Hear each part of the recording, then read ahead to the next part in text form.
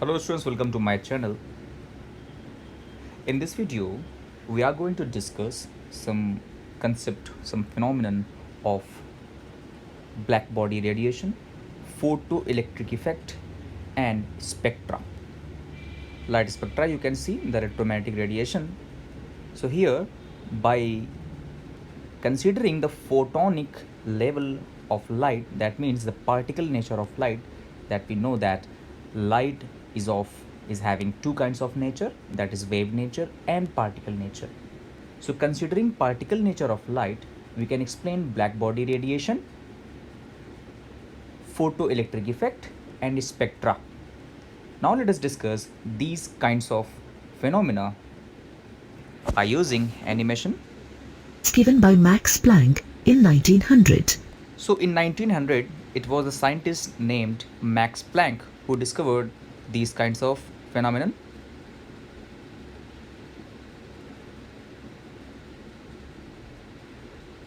In general, when radiation strikes any surface of the body, part of it is reflected, part of it is absorbed, and part of it is transmitted.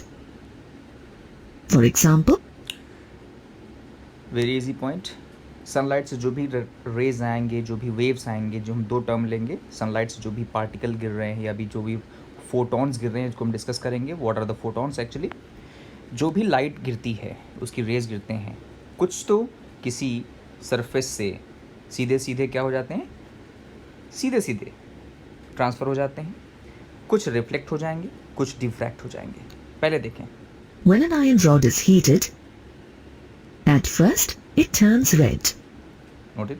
As the temperature is further increased, it becomes yellow, then white, And and finally turns blue. yes. This actually shows that the radiation is emitted in the order of increasing frequency. Red light. देखें, जैसे जैसे heat बढ़ती जा रही थी, आपने किसी solid बार को, कोई भी आयरन की रॉड है, उसको हम हीट कर रहे थे एक से एक पर्टिकुलर एंड पे, तो जैसे जैसे हीट बढ़ती जा रही थी, तो पहले कोई भी आप चीज़, कोई मेटालिक चीज़ या स्पेशली हम आयरन को हीट करेंगे तो पहले क्या मिलता है आपको? रेडिश होगा. धीमे धीमे कैसा हो जाएगा? येलोइश हो जाएगा. तो अभी देखेंगे इसका पूरा कंसेप्ट है, ऐसा क्यों हो रहा है.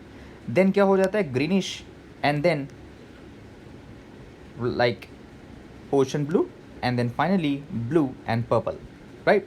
सो अल्टीमेटली क्या होता है कि जैसे जैसे आप हीट बढ़ा रहे हैं तो हो क्या रहा है? फ्रीक्वेंसी बढ़ रही है. फ्रीक्वेंसी मीन्स यहाँ पर कोलिजन बढ़ रहा होगा. जैसे जैसे कोलिजन बढ़ेगा, नहीं, फ्रीक्वेंसी बढ़ रही. समझें आप, फ्रीक्वेंसी का मतलब क्या होता है? साइकिल्स पर सेकेंड. एक सेकेंड में कितने साइकिल्स रिपीट हुए उसको क्या बोलते हैं, या कितने भी पॉइंट्स रिपीट हुए उसको क्या बोल देंगे? फ्रीक्वेंसी. तो जितनी ज़्यादा फ्रीक्वेंसी बढ़ती जाएगी, इतना ज़्यादा हीट हो रही है कि वो इसके इतने सारे स्पेक्ट्रम दिखाई पड़ते हैं. तो जो आपको कलर्स दिखते हैं, मैंने पहले ही कहा था, इलेक्ट्रोमैग्नेटिक रेडिएशन जब होता है उसमें पूरा स्पेक्ट्रम होता है. विजिबल रेंज होती है 400 नैनोमीटर टू 700 नैनोमीटर की. देखें पहले इसे. Being of lower frequency and blue light being of higher frequency High of frequency. visible region.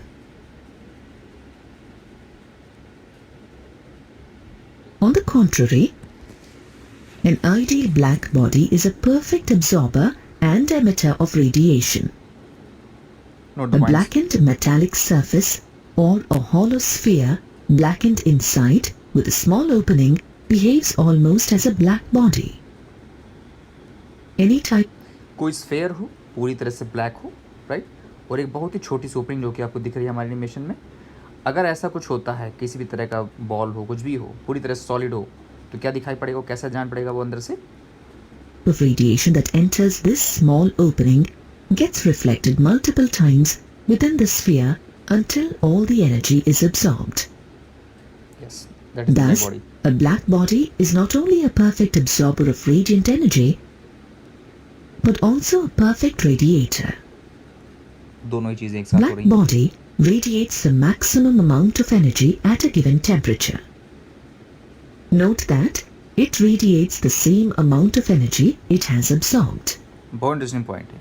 यानी जितनी ब्लैक बॉडी हैं वो उतनी एनर्जी को क्या करते हैं? रिफ्लेक्ट करते हैं जितना उन्होंने गेन किया है. कोई भी किसी तरह का क्या यहाँ पे लॉस नहीं होगा. कितना एनर्जी लॉस? तो कोई लॉस नहीं है. अगर 10 किलो जूल एनर्जी एब्जॉर्ब हुई तो 10 किलो जूल एनर्जी क्या हो जाएगी? रिफ्लेक्ट भी हो जाएगी, ये एनर्जी आएगी, जितनी एनर्जी यहाँ पे जितना अमाउंट था उतना ही यहाँ से रिफ्लेक्ट भी होना है, याद रहे पॉइंट्स को। तो ब्लैक बॉडी रेडिएशन बोलते हैं इसे।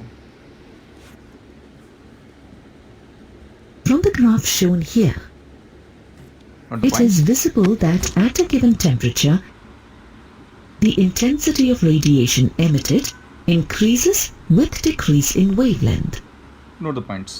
reaches a maximum value at a particular wavelength, and then starts decreasing with further decrease in wavelength. Intensity We and have wavelength. seen that at a given temperature, there is a wavelength at which the maximum intensity of radiation is emitted. But the position of this maximum intensity shifts towards higher wavelengths with decrease in temperature.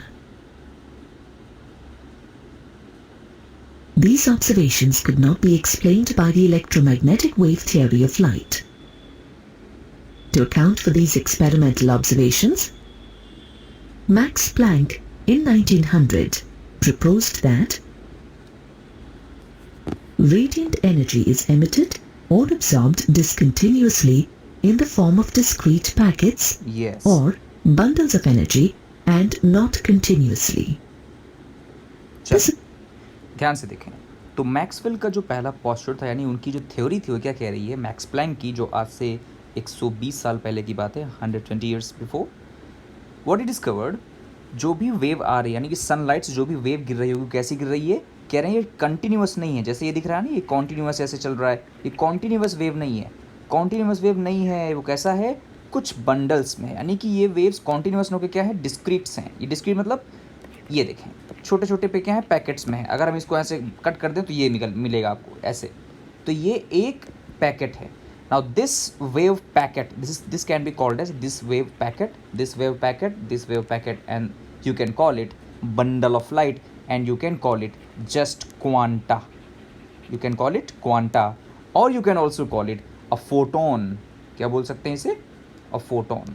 तो याद रखें, तो ये एक तरह की discontinuous wave है, यानी कि अगर हम एक फोटोन की बात करें, यानी कि जो भी सनलाइट कहाँ से गिर रही है, सनलाइट से मतलब सन से आ रही है, तो उसे क्या बोलेंगे, इट्स a discontinuous wave.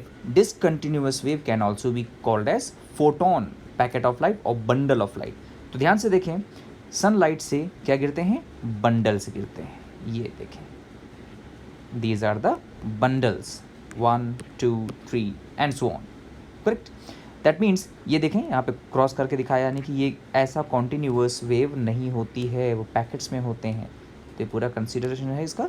तो पहला पोस्टुलेट कहते हैं, radiant energy is emitted or absorbed continuously in the form of discrete packets or bundles of energy and not continuously. तो मैक्स प्लैंक का पहला कंसेप्ट है, इसको अच्छी तरह से याद रखेंगे। is the first postulate of Planck's theory. Further, Planck called these discrete quantities or packets as quanta. Quanta, Quantum is the smallest quantity of energy absorbed or emitted in the form of electromagnetic यानी radiation. जितनी भी waves आ रही होंगी, suppose करो ये खूब बड़ी सी wave की एक सीरीज आ रही है, कहाँ से, सनलाइट से, राइट? तो इन सबको मिला के क्या बोलते हैं हम लोग, क्वांटा। यानी हम ये कहते हैं कि जो कॉन्टिन्यूस वेव आ रही है सबको बोल देंगे क्वांटा, लेकिन एक सिंगल वेव को बोलेंगे हम लोग, एक सिंगल जो क्वांटा होगा उसको क्या बोल सकते हैं, क्वांटम। क्या बोलेंगे इसे, क्वांटम, राइट? या इसी को बोल सकते हैं वन फोटोन। तो one quantum that means one photon, right? Photo से बना फोटोन, दैट मीन्स लाइट। और सबसे इंटरेस्टिंग बात है, यहीं से हम लोग इसी फोटॉन्स की वजह से हम लोग बोलेंगे, यानी कि एक इलेक्ट्रॉन इजेक्ट करता है एक फोटोन, अगर एक क्वांटम यानी कि एक फोटोन किसी मेटल सरफेस पे स्ट्राइक करे, गिरे, यानी कि सनलाइट से फोटॉन्स गिरते हैं, तो हमारे इस मेटल सरफेस के एक इलेक्ट्रॉन को एक फोटोन क्या करेगा, मेटल सरफेस से इजेक्ट करेगा, यानी कि ये इलेक्ट्रॉन जो निकल के बाहर आएगा उसको हम बोलेंगे फोटो इलेक्ट्रॉन। ये कंसेप्ट है, हमें पढ़ना है। This means that the light radiations absorbed or emitted by atoms or molecules comprise a stream of quanta, but not continuous waves as shown.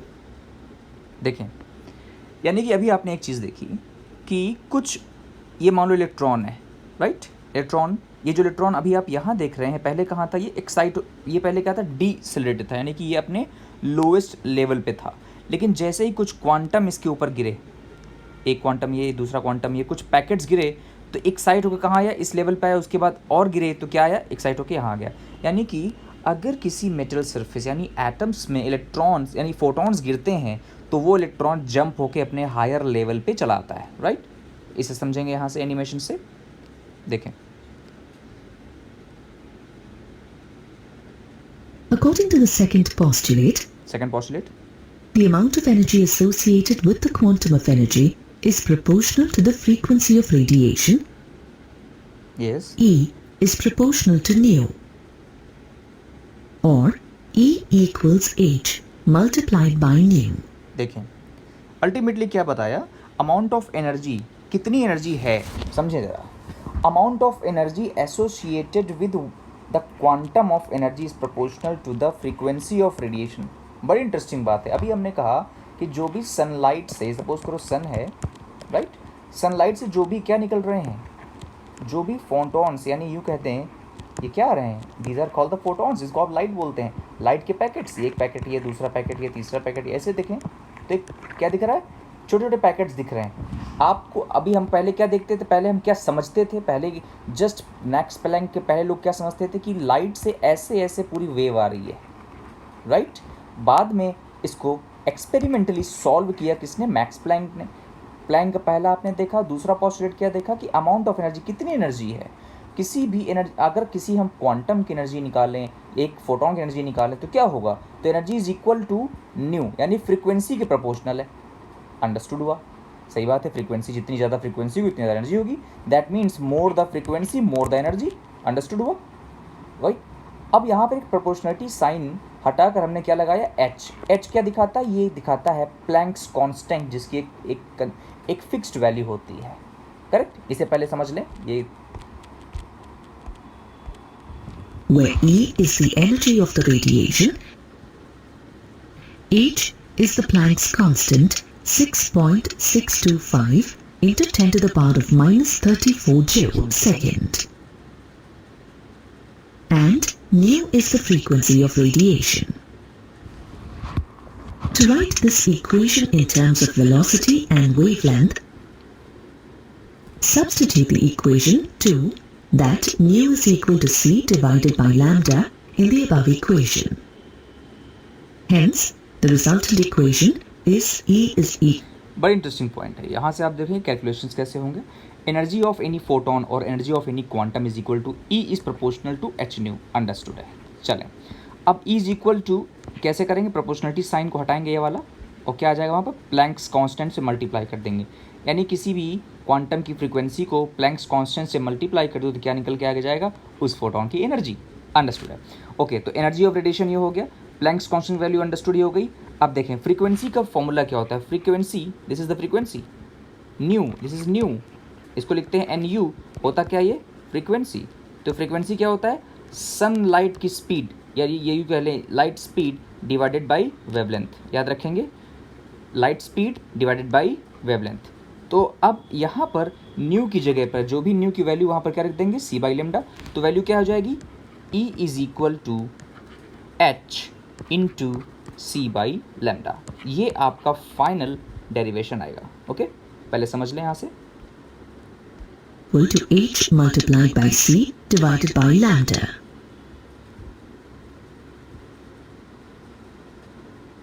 The third postulate says that the total amount of energy emitted or absorbed by a body will be a whole number multiple of quanta. Note the point. That is, E is equal to NH nu. This ये बहुत अच्छा means point आया, E is equal to n h nu. ये आपका third postulate है, यानी कि क्या होना चाहिए, the total amount of energy, समझें बात को, जितनी एनर्जी है, total amount of energy emitted और absorb by any body will be a whole number multiple of quanta. यानी कि यहाँ पर फ्रैक्शंस में क्वांटम नहीं होते, मतलब समझ गए ना, क्वांटम कैसा होगा, या तो 1 होगा, पूरी डिजिट होगी, 2 होगा, 3 होगा, 4 होगा, ऐसा नहीं होगा, 0.5 नहीं होगा, 0.6 नहीं होगा। अंडरस्टूड है, यानी फ्रैक्शन या डेसिमल्स में नहीं होना चाहिए, एक पूरा होल नंबर मल्टीपल होना चाहिए क्वांटम में। तो E is equal to n h new.